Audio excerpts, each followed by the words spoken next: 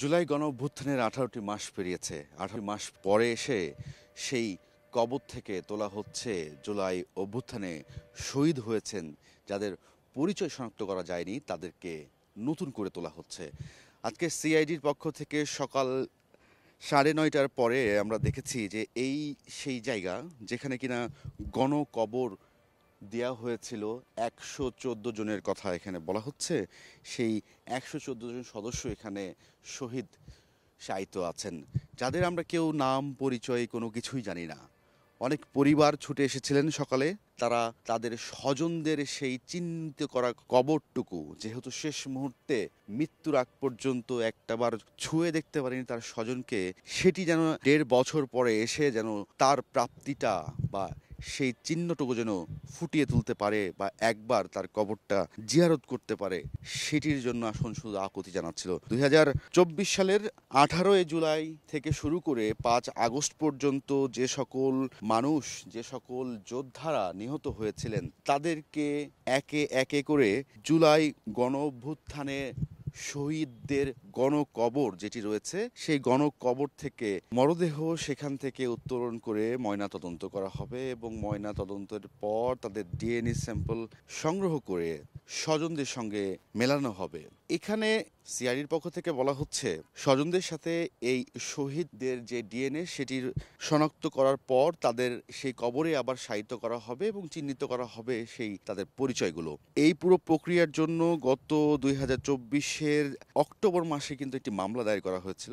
সেই মামলার পরে আদালত এই বিষয়ে আবেদন করে যে তাদের ডিএনএ স্যাম্পল সংগ্রহ যেন করা হয়। আমরা একটু পেছনে ফিরতে চাই, এই ঘটনা কবে থেকে আসলে শুরু হয়েছিল সেটি আমরা একটু জানতে চাই। ২০২৪ সালে যখন বিগত আওয়ামী লীগ সরকার এই জুলাই অভ্যুত্থানে আন্দোলনরত যারা ছিলেন, যারা শহীদ হয়েছেন, তাদেরকে একে একে গণকবর দেওয়ার চেষ্টা করছিল, ঠিক সে সময় আঞ্জুমান মফিদুল ইসলামের যে সংগঠন রয়েছে, সেই সংগঠনটি রাজধানীর মোহাম্মদপুরের এই রায়ের বাজার কবরস্থানে বেওয়ারিশ হিসেবে গণকবরে দাফন করেন ১১৪ জনকে। কিন্তু এর পরবর্তীতে অন্তর্বর্তী সরকার এবং জুলাই বিপ্লবে যে সকল সমন্বয়করা বা নেতৃবৃন্দ ছিলেন, তাদের দ্বারে দ্বারে ঘুরে সমাধান কিন্তু পাননি। প্রায় ১.৫ বছর অতিবাহিত হওয়ার পর আজকে আদালতের সেই রায়টি হলো। সেই রায়ের মধ্যে দিয়ে আবারও নতুনভাবে শুরু হচ্ছে তাদের পরিচয় শনাক্তের কাজ। গত বছরের সেপ্টেম্বরে কিন্তু এই যে মামলার কথা বলছিলাম, সেই মামলাটি একজন নিখোঁজ হওয়া ব্যবসায়ী সোহেল রানা,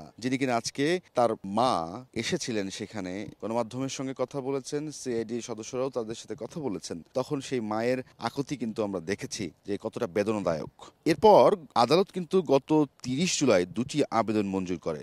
এর মধ্যে ডিএনএ প্রোফাইল সংরক্ষণ এবং সেখান থেকে তাদের ময়না তদন্তের জন্য কবর থেকে মরদেহগুলো উত্তোলন করা। এরপরে গত ২ আগস্ট গণ কবর পরিদর্শন করেছিলেন স্বরাষ্ট্র উপদেষ্টা লেফটেন্যান্ট কর্নেল অবসরপ্রাপ্ত জাহাঙ্গীর আলম চৌধুরী। এ সময় তিনি লাশ তুলতে স্বজনরা রাজি না হলেও পরে আবার অনেকের দ্বিমত থাকায় কিছুদিন স্থগিত করা হয়। পরে ৩০শে অক্টোবর রাজধানীর ফরেন সার্ভিস একাডেমিতে ব্রিফিংয়ে প্রধান উপদেষ্টার প্রেস সচিব শফিকুল আলম বলেছিলেন যে প্রধান উপদেষ্টা পরিষদের বৈঠকে রায়ের বাজার শহীদ কবরস্থানের জুলাই শহীদদের অজ্ঞাত লাশগুলো শনাক্তের জন্য বিদেশি বিশেষজ্ঞ এবং একটি ফরেনসিক ল্যাব তৈরি করা হবে। তো ৩০ আগস্টের পরে এই নভেম্বরে কিন্তু হচ্ছে আদালতের নির্দেশনা দেয় যে গণ কবর থেকে সেই শহীদদের যারা পরিচয়হীন রয়েছেন শহীদ, তাদের পরিচয় শনাক্ত করার জন্য বিদেশি একজন বিশেষজ্ঞ, আর্জেন্টাইন একজন ফরেনসিক বিশেষজ্ঞ, তিনি কিন্তু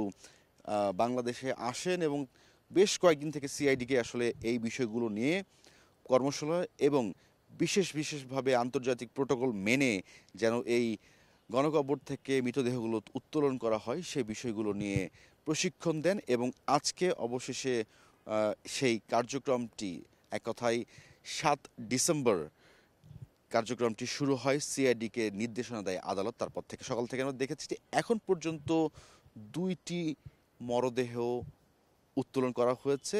এরপরে স্বজনরা কিন্তু স্বজনদের সে যেই ডিএনএ আছে এবং তাদের পোস্টমর্টম শেষে যে ডিএনএগুলো রয়েছে সেটি ম্যাচ করা হবে, তারপর পরিচয় শনাক্ত করা হবে।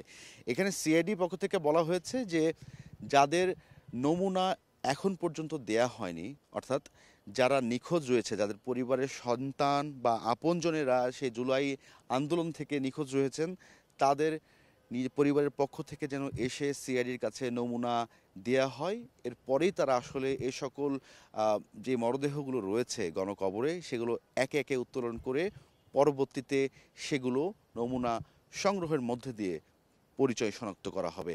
তো আজকে এখন পর্যন্ত বা সারাদিন যে কাজ করেছে সিআইডি, যে দুটি মরদেহ উত্তোলন করতে পেরেছে, আগামীকাল আবার 9:30 থেকে তাদের কার্যক্রম শুরু করবে।